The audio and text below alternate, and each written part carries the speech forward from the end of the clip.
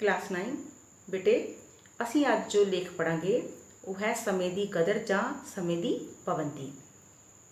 ਭੂਮਿਕਾ ਸਿਆਣਿਆਂ ਦਾ ਕਥਨ ਹੈ ਬੀਤਿਆ ਸਮਾਂ ਹੱਥ ਨਹੀਂ ਆਉਂਦਾ, ਇਸ ਲਈ ਸਮਾਂ ਬਹੁਤ ਕੀਮਤੀ ਹੈ। ਮਨੁੱਖ ਨੂੰ ਸਮੇਂ ਦੀ ਕਦਰ ਕਰਨੀ ਚਾਹੀਦੀ ਹੈ। ਮਹਾਂਪੁਰਖਾਂ ਨੇ ਵੀ ਸਮੇਂ ਦੇ ਪਾਬੰਦ ਹੋਣ ਦੀ ਸਿੱਖਿਆ ਦਿੱਤੀ ਹੈ। ਅੰਗਰੇਜ਼ੀ ਦਾ ਪ੍ਰਸਿੱਧ ਲੇਖਕ ਸ਼ੇਕਸਪੀਅਰ ਆਖਦਾ ਹੈ, ਜੋ ਸਮੇਂ ਨੂੰ ਨਸ਼ਟ ਕਰਦਾ ਹੈ ਸਮਾਂ ਉਸ ਨੂੰ ਨਸ਼ਟ ਕਰ ਦਿੰਦਾ ਹੈ।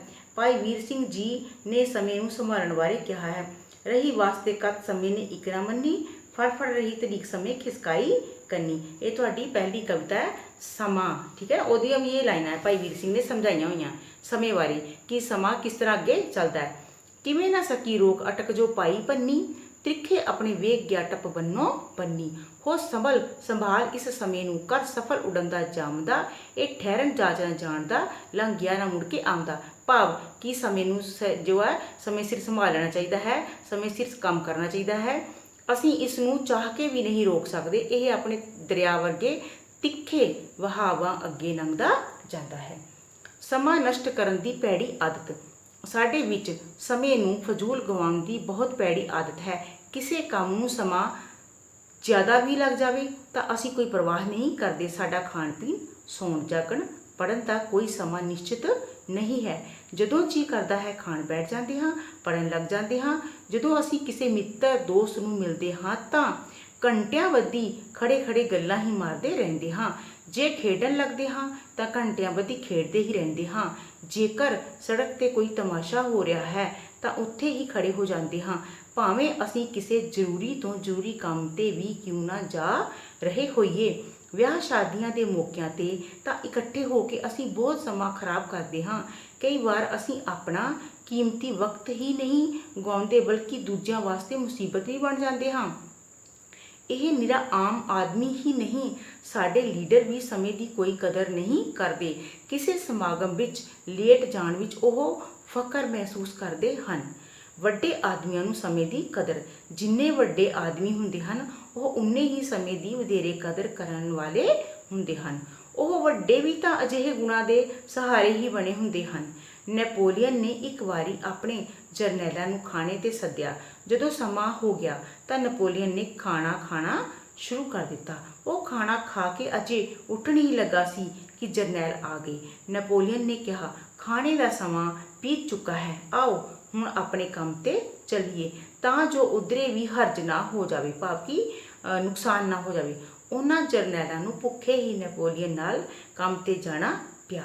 ਨੈਪੋਲੀਅਨ ਕਹਿੰਦਾ ਹੁੰਦਾ ਸੀ, ਹਰ ਇੱਕ ਘੜੀ ਜੋ ਅਸੀਂ ਹੱਥੋਂ ਗਵਾ ਬੈਠਦੇ ਹਾਂ ਸਾਡੀ ਬਦਕਿਸਮਤੀ ਦੇ ਖਜ਼ਾਨੇ ਵਿੱਚ ਜਮ੍ਹਾਂ ਹੁੰਦੀ ਰਹਿੰਦੀ ਹੈ। ਇਸੇ ਤਰ੍ਹਾਂ ਯੂਰਪ ਦੇ ਇੱਕ ਛੋਟੇ ਜਿਹੇ ਸ਼ਹਿਰ ਦੇ ਇੱਕ ਅਫਸਰ ਨੇ ਇਹ ਫੈਸਲਾ ਕੀਤਾ ਕਿ ਇੱਕ ਦਿਨ ਸ਼ਹਿਰ ਦਾ ਘੰਟਾ ਘਰ ਰੋਕ ਦਿੱਤਾ ਜਾਵੇਗਾ, ਭਾਵ ਕਿ ਸ਼ਹਿਰ 'ਚ ਜੋ ਸਮਾਂ ਦੇਖਣ ਲਈ ਵੱਡੀ ਘੜੀ। ਕੋਈ ਆਦਮੀ ਹੱਥ 'ਤੇ ਗੁੱਟ ਘੜੀ ਨਹੀਂ ਬੰਨੇਗਾ, ਬਸ ਸੂਰਜ ਦੀ ਧੁੱਪ ਜਾਂ ਆਪਣੀ ਸੂਝ-ਬੂਝ ਭਾਵ ਕਿ ਸਮਝ ਨਾਲ ਹੀ ਸਮੇਂ ਦਾ ਅਨੁਮਾਨ ਲਗਾਇਆ ਜਾਵੇਗਾ। ਕੀ ਹੋਇਆ? ਸ਼ਹਿਰ ਵਿੱਚ ਕੋਈ ਵੀ ਕੰਮ ਵੇਲੇ ਸਿਰ ਨਾ ਹੋਇਆ। ਕੋਈ ਰਾਜ ਮਜ਼ਦੂਰ ਸਮੇਂ ਸਿਰ ਕੰਮ 'ਤੇ ਨਾ ਆਇਆ। ਨਾ ਉਹਨਾਂ ਨੇ ਵੇਲੇ ਸਿਰ ਅੱਧੀ ਛੁੱਟੀ ਕੀਤੀ ਨਾ ਸਾਰੀ। ਕਿਸੇ ਨੇ ਨਾਸ਼ਤਾ ਕਿੰਨੇ ਵਜੇ ਕੀਤਾ, ਕਿਸੇ ਨੇ ਕਿੰਨੇ ਵਜੇ। ਦੁਪਹਿਰ ਜਾਂ ਰਾਤ ਦਾ ਖਾਣਾ ਵੀ ਸਮੇਂ ਸਿਰ ਨਾ ਖਾਧਾ ਗਿਆ। ਇਸ ਤਰ੍ਹਾਂ ਸਾਰਾ ਦੈਨਿਕ ਕਿ ਦਿਨ ਵਾਲਾ ਜੀਵਨ ਤਹਿਸ ਨਹਿਸ ਹੋ ਗਿਆ, ਬਰਬਾਦ ਹੋ ਗਿਆ। ਇਸ ਤਰ੍ਹਾਂ ਹੀ ਇੱਕ ਵਾਰੀ ਇੱਕ ਮਹਾਨ ਅਗਾਂਹਵਧੂ ਦੇਸ਼ ਦੇ ਰਾਸ਼ਟਰਪਤੀ ਆਪਣੇ ਦੇਸ਼ ਦੇ ਮਹਾਨ ਡੈਮ ਦਾ ਮੁਆਇਨਾ ਕਰਨ ਗਏ। ਮੁਆਇਨਾ ਭਾਵ ਕਿ ਦੇਖਣ ਗਏ, ਚੈੱਕ ਕਰਨ ਗਏ। ਪਰ ਕਿਸੇ ਵੀ ਮਜ਼ਦੂਰ ਨੇ ਕੰਮ ਬੰਦ ਕਰਕੇ ਕੋਲੋਂ ਲੰਘ ਰਹੇ ਰਾਸ਼ਟਰਪਤੀ ਨੂੰ ਸਲਾਮਬੰਦਗੀ ਨਾ ਕੀਤੀ। ਇਸ 'ਤੇ ਕਿਸੇ ਓਪਰੇ ਦੇਸ਼ ਦੇ ਰਾਸ਼ਟਰਪਤੀ ਨੇ ਪੁੱਛਿਆ, ਕਿਸੇ ਹੋਰ ਦੂਸਰੇ ਰਾਸ਼ਟਰਪਤੀ ਨੇ ਪੁੱਛਿਆ, ਇਹ ਕੀ ਗੱਲ ਹੈ? ਪਹਿਲੇ ਰਾਸ਼ਟਰਪਤੀ ਨੇ ਫਰਮਾਇਆ ਕਿ ਦੱਸਿਆ ਕਿ ਇਸ ਡੈਮ 'ਤੇ ਕੰਮ ਕਰਨ ਵਾਲੇ ਹਰ ਮਜ਼ਦੂਰ ਨੂੰ ਮੈਂ ਅਗਾਊਂ ਭਾਵ ਕਿ ਪਹਿਲਾਂ ਅਖਵਾ ਛੱਡਿਆ ਹੋਇਆ ਹੈ ਕਿ ਮੇਰੇ ਸਵਾਗਤ ਲਈ ਉਹ ਕੰਮ ਛੱਡ ਕੇ ਖੜੇ ਨਾ ਹੋਣ, ਕਿਉਂ ਜੋ ਇੰਜ ਕਰਨ ਨਾਲ ਰਾਸ਼ਟਰ ਦਾ ਸਮਾਂ ਨਸ਼ਟ ਹੁੰਦਾ ਹੈ ਅਤੇ ਦੇਸ਼ ਦੇ ਕੰਮ ਵਿੱਚ ਭਾਰੀ ਰੁਕਾਵਟ ਪੈਂਦੀ ਹੈ। ਸਮੇਂ ਸਿਰ ਕੰਮ ਨਾ ਕਰਨਾ ਅਥਵਾ ਸਮੇਂ ਦੀ ਸੰਭਾਲ ਨਾ ਕਰਨ ਦੀਆਂ ਅਨੇਕਾਂ ਹਾਨੀਆਂ ਹਨ। ਸਮੇਂ ਨੂੰ ਬਰਬਾਦ ਕਰਨ ਦੀਆਂ ਹਾਨੀਆਂ। ਸਮੇਂ ਨੂੰ ਬਰਬਾਦ ਕਰਨ ਦੀਆਂ ਬਹੁਤ ਹਾਨੀਆਂ ਹਨ।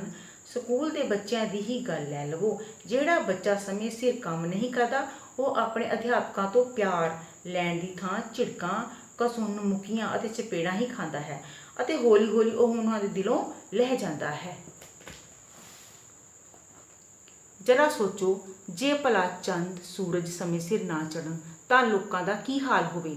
ਗੱਡੀਆਂ, ਮੋਟਰਾਂ ਅਤੇ ਹਵਾਈ ਜਹਾਜ਼ ਸਮੇਂ ਸਿਰ ਨਾ ਚੱਲਣ ਤਾਂ ਸਵਾਰੀਆਂ ਦਾ ਕੀ ਬਣੇ। ਚੰਦ, ਸੂਰਜ ਅਤੇ ਸੂਰਜ ਦੇ ਗ੍ਰਹਿ ਜੇ ਸਮੇਂ ਸਿਰ ਪਰਿਕਰਮਾ ਨਾ ਕਰਨ ਤਾਂ ਹੁਣ ਤੱਕ ਕਦੋਂ ਦੀ ਹੀ ਪਰਲੋ ਆ ਗਈ ਹੁੰਦੀ। ਪਰਲੋ ਭਾਵ ਕਿ ਦੁਨੀਆ ਜਿਹੜੀ ਹੈ ਬਰਬਾਦ ਹੋ ਗਈ ਹੁੰਦੀ। ਜੇਕਰ ਰੇਲਾਂ ਅਤੇ ਬੱਸਾਂ ਸਮੇਂ ਸਿਰ ਨਾ ਚੱਲਣ ਤਾਂ ਕੀ ਵਾਪਰੇ। ਸਰਕਾਰੀ ਦਫ਼ਤਰਾਂ, ਬੈਂਕਾਂ, ਡਾਕਖਾਨਿਆਂ, ਟੈਲੀਫੋਨ ਸਟੇਸ਼ਨਾਂ ਅਤੇ ਰੇਡੀਓ ਸਟੇਸ਼ਨਾਂ ਦੇ ਕਰਮਚਾਰੀ ਆਪਣੀ ਡਿਊਟੀ ਦੇਣ ਲਈ ਸਮੇਂ ਸਿਰ ਨਾ ਅੱਪੜਨ ਤਾਂ ਕੀ ਹੋਵੇ। ਅੱਪੜਨ ਭਾਵ ਕਿ ਪਹੁੰਚਣ। ਜੇਕਰ ਵਿਦਿਆਰਥੀ ਅਤੇ ਅਧਿਆਪਕ ਸਮੇਂ ਸਿਰ ਸਕੂਲ ਨਾ ਪੁੱਜਣ ਤਾਂ ਸਕੂਲ ਦਾ ਕੀ ਬਣੇ। ਸਮੇਂ ਦੇ ਪਾਬੰਦ ਨਾ ਹੋਣ ਤੇ ਹਰ ਪਾਸੇ ਹਫੜਾ ਤਫੜੀ ਅਤੇ ਅਰਾਜਕਤਾ ਫੈਲ ਜਾਵੇ ਅਤੇ ਹਰ ਪਾਸੇ ਦੁੱਖ, ਤਕਲੀਫਾਂ ਅਤੇ ਔਕੜਾਂ ਭਾਵ ਕਿ ਮੁਸੀਬਤਾਂ ਫੈਲ ਜਾਣ। ਇੰਝ ਸਮਾਂ ਨਸ਼ਟ ਕਰਕੇ ਅਸੀਂ ਆਪਣੇ ਆਪ ਨੂੰ ਧੋਖਾ ਦਿੰਦੇ ਹਾਂ ਅਤੇ ਦੁੱਖਾਂ, ਔਕੜਾਂ ਅਤੇ ਭਾਰੀ ਹਾਨੀ ਦੇ ਭਾਗੀਦਾਰ ਬਣਦੇ ਹਾਂ। ਸਮੇਂ ਦੀ ਕਦਰ ਨਾ ਕਰਨ ਨਾਲ ਅਸੀਂ ਕਈ ਕੰਮਾਂ ਵਿੱਚ ਪਛੜ ਜਾਂਦੇ ਹਾਂ ਭਾਵ ਕਿ ਪਿੱਛੇ ਰਹਿ ਜਾਂਦੇ ਹਾਂ ਅਤੇ ਅੰਤ ਪਛਤਾਉਂਦੇ ਹਾਂ। ਫਿਰ ਤਾਂ ਆਪਣੇ ਆਪ ਹੀ ਮੂੰਹੋਂ ਨਿਕਲ ਜਾਂਦਾ ਹੈ, ਅਬ ਪਛਤਾਏ ਕਿਆ ਹੋਤ ਜਬ ਚਿੜੀਆ ਚੁਗ ਗਈ ਖੇਤ। ਭਾਵ ਕਿ ਹੁਣ ਪਛਤਾਉਣ ਤੋਂ ਕੀ ਫਾਇਦਾ ਜਦੋਂ ਕਿ ਨੁਕਸਾਨ ਹੋ ਜਾਵੇ। ਸਾਰ ਅੰਸ਼ ਹੈ ਬੇਟਾ, ਜ਼ਰੂਰ ਲਿਖਣਾ। ਉਪਰੋਕਤ ਚਰਚਾ ਤੋਂ ਬਾਅਦ ਅਸੀਂ ਇਸ ਸਿੱਟੇ ਤੇ ਪੁੱਜਦੇ ਹਾਂ ਕਿ ਸਮੇਂ ਦੀ ਕਦਰ ਕਰਨੀ ਹਰ ਇੱਕ ਲਈ ਜ਼ਰੂਰੀ ਹੈ। ਵਰਤਮਾਨ ਪਦਾਰਥਵਾਦੀ ਯੁੱਗ ਵਿੱਚ ਸਮੇਂ ਦੇ ਪਾਬੰਦ ਹੋਣ ਦੀ ਹੋਰ ਵੀ ਜ਼ਿਆਦਾ ਲੋੜ ਹੈ। ਜੇ ਅੱਜ ਅਸੀਂ ਸਮੇਂ ਦੀ ਕਦਰ ਕਰਨੀ ਨਹੀਂ ਸਿੱਖਾਂਗੇ ਤਾਂ ਬਹੁਤ ਪਿੱਛੇ ਰਹਿ ਜਾਵਾਂਗੇ। ਸੋ ਸਮੇਂ ਦੀ ਸੰਭਾਲ ਕਰਨਾ ਵਰਤਮਾਨ ਮਨੁੱਖ ਨੂੰ ਇੱਕ ਉਦੇਸ਼ ਬਣਾ ਲੈਣਾ ਚਾਹੀਦਾ ਹੈ। ਤੋ ਇਹ ਬੇਟੇ ਤੁਹਾਡਾ ਲੇਖ ਸੀ ਸਮੇਂ ਦੀ ਕਦਰ। ਠੀਕ ਹੈ, ਤੁਸੀਂ ਕੀ ਕਰਨਾ, ਅੱਛੇ ਢੰਗ ਨਾਲ ਇਸ ਲੇਖ ਨੂੰ ਯਾਦ ਕਰਨਾ ਪੁਆਇੰਟ ਵਾਈਜ਼, ਔਰ ਬਾਕੀ ਵੀ ਜੋ ਮੈਂ ਤੁਹਾਨੂੰ ਫਸਟ ਸਮੈਸਟਰ ਲਈ ਜੋ ਲੇਖ ਦੱਸਿਆ ਉਹ ਤੁਸੀਂ ਯਾਦ ਕਰਨੇ ਆ। ਠੀਕ ਹੈ ਬੇਟਾ, ਓਕੇ, ਥੈਂਕਸ।